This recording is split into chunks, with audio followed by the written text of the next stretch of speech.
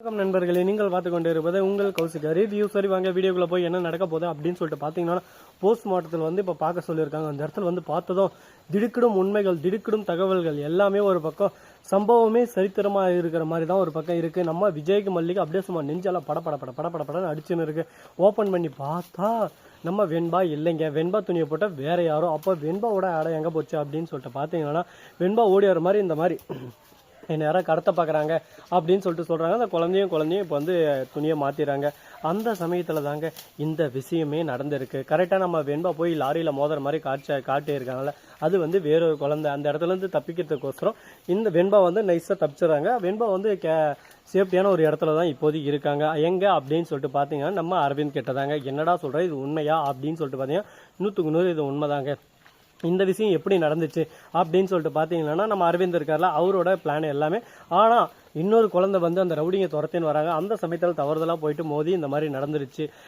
இது வெண்பாவுக்கு நடக்க வேண்டிய ஒரு விஷயம் இன்னொரு குழந்தைக்கு நடந்துருச்சு. அதை பார்க்கும்போது ரொம்பவே கஷ்டத்தில் கண் கலங்கிறாங்க. ஒரு பக்கம் நாம படுற மாதிரி தானே கஷ்டம் அவங்களும் படுவாங்க அப்படின்னு சொல்லிட்டு விஜய் மல்லிக்கு ரொம்ப கஷ்டம். நம்ம பொண்ணு வெண்பா எங்கே இருக்காளோ, என்ன கஷ்டப்பட்டு இருக்காளோ தெரியலையே.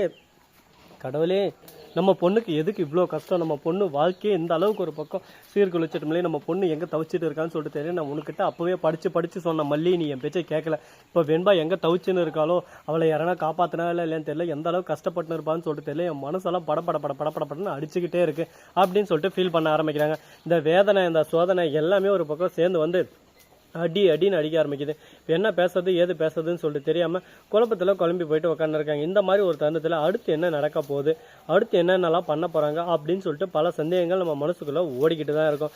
அதுக்கான பதில் கூடிய சீக்கிரம் நமக்கு கிடைக்கும் கண்டிப்பான்னு சொல்லிட்டு நான் நினைக்கிறேன். அதுபோல் இன்னும் என்னென்ன விஷயமெல்லாம் மாற்றி பண்ணிட்டு இருக்காங்க அப்படின்னு சொல்லிட்டு பார்த்தீங்கன்னா, நம்ம விஜய் இருக்கார்ல, அவர் போயிட்டு எங்கெங்கேயோ தேடி பார்க்குறாரு. அங்கே இல்லைன்னதோ வேற எங்கேனா போகலான்னு சொல்லிட்டு பார்க்குறாரு. நம்ம தீபிகா கொஞ்சம் விசாரணையை அவங்க வழியில் திருப்பிட்டாங்க. அப்படியே சும்மா நம்ம நார்மலாக இருக்கக்கூடாது, எப்படியாவது வெண்பாவை கண்டுபிடிச்சி மல்லிகிட்ட ஒப்படைச்சே ஆகணும். வெண்பாவை கண்டுபிடிக்கிறது நம்ம பொறுப்புன்னு சொல்லிட்டு அந்த பொறுப்பை ஏற்றுக்கிட்டு எங்கெங்கே முடியுமோ எல்லா தவளையும் ஒரு பக்கம் பரபரப்பாக தேடல் ஒரு பக்கம் அதிகமாகிட்டு போயினே இருக்குது. சரி, ஓகே, நல்ல விஷயம் தான், பாராட்ட வேண்டிய விஷயம் தான். எப்படியோ ஒரு வழியை நம்ம வெண்பா கிடைச்சிருவாங்க அப்படின்னு சொல்லிட்டு ஒரு நம்பிக்கை, ஒரு சந்தோஷம் இவங்களுக்குள்ள இருக்கு. அது நடக்குமா நடக்காதா, என்ன நடக்க போகுது அப்படின்ற பல சந்தேகங்கள் நம்ம மனசுக்குள்ள ஓடிக்கிட்டு தான் இருக்கும். இப்போ என்ன பண்றது ஏது பண்றதுன்னு சொல்லிட்டு தெரியாம குழப்பத்தில் குழம்பி போயின்னு இருக்கிற இந்த சமயத்தில் கரெக்டாக நம்ம தலைவன் விஜய் இருக்காருல, அவருக்கு ஒரு ஃபோன் வருது. யார்கிட்ட அப்படின்னு சொல்லிட்டு பார்த்தீங்கன்னா, நம்ம தீபக் கிட்ட ஃபோன் இந்த மாதிரி தீபிகா தெரிஞ்சுட்டா நீங்க கவலையே படாதீங்க, இன்னைக்கு நைட்டுக்குள்ள வெண்பா உங்களுக்கு கிடைச்சிருவா அப்படின்னு சொல்லிட்டு சொல்றாங்க. எப்படி சொல்றீங்க அப்படின்னு சொல்லிட்டு கேட்க, தீபிகா ஒரு முயற்சியில் இறங்கினானா அதில் எப்படி இருந்தாலும் சக்ஸஸ் அடையாமல் விட மாட்டான். அவன் நேர் வழியில் போனானா அவன் எல்லா விஷயத்துலையும் சக்ஸஸ் தான். அவன் பழிவாகணும்னு நினைச்சு குறுக்கு வழியில் வந்த ஒரே ஒரு பர்சன் உங்களோட மனைவி தான். உங்களோட மனைவியை மட்டும்தான், மற்றபடி எதுவும் இல்லை. இப்போ அவளுக்கு அதெல்லாம் புரிய வச்சுட்டேன். இதுக்கு மேலே பழைய தீபிகா இப்போ இருக்க மாட்டாங்க. இதுக்கு மேலே அவளோட ட்ரீட்மெண்ட், அது அவளோட எல்லாமே வேற மாதிரி இருக்கும் அப்படின்னு சொல்லிட்டு நம்ம விஜய் கிட்ட தீபக் பேசினிருக்காரு. ஆனால் சந்தோஷம் தான். ஆனால் அது நடக்குமா நடக்காதான் எனக்கு ரொம்ப பயமாக இருக்கு. என்னோட பொண்ணு எங்கே கஷ்டப்பட்டுன்னு இருக்கா, எப்படி கஷ்டப்பட்டுன்னு இருக்கான்னு சொல்லிட்டு தெரியல.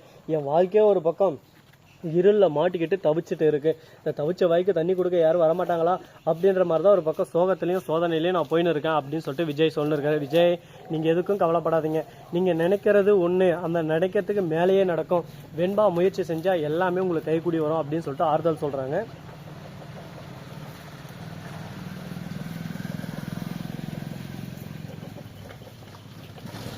கைக்கூடி வருமா வராதா, என்ன நடக்க போகுதுன்னு சொல்லிட்டு பொறுத்து பார்த்தா தெரிய போகுது.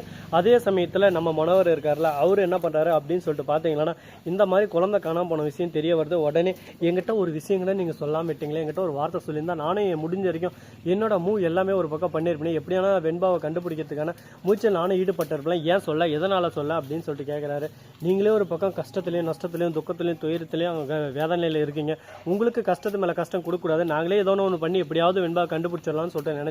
ஆனால் நினைச்சது ஒன்று நடந்தது ஒன்று அப்படின்னு சொல்லிட்டு வேதனையில வெந்து நூடுல்ஸ் ஆகிட்டு பேசிட்டு இருக்காங்க.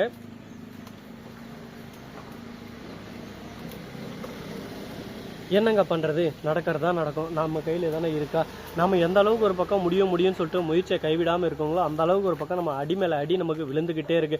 என்னடா இந்த அளவுக்கு ஒரு பக்கம் அடி மேலே அடி விழுந்துக்கிட்டே இருக்கு, நம்ம வாழ்க்கையில் இதுக்கப்புறம் கூட நம்ம சந்தோஷமாக இருக்க மாட்டோம்ல அப்படின்னு சொல்லிட்டு திங்க் பண்ணிட்டு இருக்காங்க. இந்த திங்கிங் எல்லாமே ஒரு நாளைக்கு மாற்றம் என்பது மாறாதது அப்படின்னு சொல்லிட்டு சொல்லுவாங்களா, அதுக்கு ஏற்ற மாதிரி எல்லா மாற்றமும் கண்டிப்பாக கிடைக்கும். அந்த மாற்றத்தை எந்த வகையில் அமைச்சு தர போகிறாங்க அப்படின்றதாங்க ஒரு கேள்விக்குறியாக இருக்குது. பார்ப்போம், நல்லதே நடக்கும், நல்லதே நினைப்போம் அப்படின்னு சொல்லிட்டு பெரியவங்க ஒன்றும் சும்மா சொல்லலை. அதுக்கேற்ற மாதிரி எல்லாமே நடக்கும் அப்படின்ற நம்பிக்கையோட நம்ம பாதையில் போயிட்டு வந்தால் எல்லாமே கண்டிப்பாக நடக்கும் அப்படின்னு நாமளும் சொல்லலாம். சரி பார்ப்போம், இதுக்கப்புறம் என்னென்னலாம் பண்ண போகிறாங்க, எதெல்லாம் பண்ண போகிறாங்கன்னு சொல்லிட்டு சரி இதெல்லாம் ஒரு பக்கம் போட்டுன்னு சொல்லிட்டு விட்டாலும், அதே சமயத்தில் மறுபக்கம் என்ன நடக்குது அப்படின்னு சொல்லிட்டு பார்த்தீங்கன்னா, நம்ம கதிரேசன் இருக்காரு, அவர் வந்து ஃபோன் பண்ணி ஒரு பக்கம் வெண்பா கிடைச்சாலா இல்லையா, வெண்பா எனக்கு இன்னும் 1 ஹவரில் எனக்கு வெண்பாவை கண்ணில் காட்டுறீங்க இல்லை, அடுத்த செகண்டே நான் போய் போலீஸ் ஸ்டேஷனில் கேஸ் கொடுத்துருவேன், அதுக்கப்புறம் உங்களை யாராலையும் காப்பாற்ற முடியாது அப்படின்னு சொல்லிட்டு சொல்கிறாங்க. இதை கேட்டதும் என்ன பேசுறது ஏது பேசுறதுன்னு சொல்லிட்டு தெரியாமல் விஜய் ஒரு பக்கம் குழப்பத்தில், இதெல்லாம் தேவையா மல்லி, நமக்கு இதுக்கு தான் சொன்னேன், படித்து சொன்னேன், எந்த ஒரு போட்டியும் வேணாம், அது வேணாம் இது வேணாம், குழந்தையோட சேஃப்டி தான் முக்கியம்னு. நீ தான் ஒரு பக்கம் என் குழந்தைய நான் பெரிய ஆள் ஆக்க போகிறேன், என் குழந்தை மேலும் மேலும் உயரத்துக்கு வரப்போறா அப்படி இப்படின்னு சொல்லிட்டு வாயில் வந்ததெல்லாம் அடிச்சு விட்டு இப்போ லாஸ்ட்டில் என் குழந்தைய எந்த அளவுக்கு ஒரு பக்கம் கஷ்டத்தில் விட்டே, நான் இதெல்லாம் நடுக்குமா, இதெல்லாம் நல்லதா அப்படின்னு சொல்லிட்டு கேட்டுன்னு இருக்காங்க. இதை கேட்கும் போது நமக்கே ஒரு பக்கம் வேதனையாக தான் இருக்குது. என்னங்க பண்ணுறது, நடக்கிறது ஒன்று, நடந்தது ஒன்று, வந்தது ஒன்று, போனது ஒன்று, சோதனை ஒன்று, வேதனை ஒன்று அப்படின்ற மாதிரி தான் ஒரு பக்கம் போயிட்டு இருக்குது. இதெல்லாம் எங்கே போய் முடிய போகுது, எதில் போய் முடிய போகுதுன்னு சொல்லிட்டு தெரியல. பார்ப்போம் இன்னும் என்ன நல்லா நடக்க போகுதுன்னு. இந்த வீடியோ பிடிச்சிருந்தா லைக் பண்ணுங்கள், கமெண்ட் பண்ணுங்கள், ஷேர் பண்ணுங்கள், டிங் பெல்லை தட்டி விட்டு போங்க. அப்போ தான் நான் போகிற அடுத்தடுத்த வீடியோ உங்களுக்கு உடனுக்குடன் நோட்டிஃபிகேஷனில் வந்து கொண்டே இருக்கும். மிக்க நன்றி, தேங்க்ஸ் ஃபார் வாட்சிங், டாடா, see you, நன்றி, வணக்கம், வந்தனம், வருக தருக.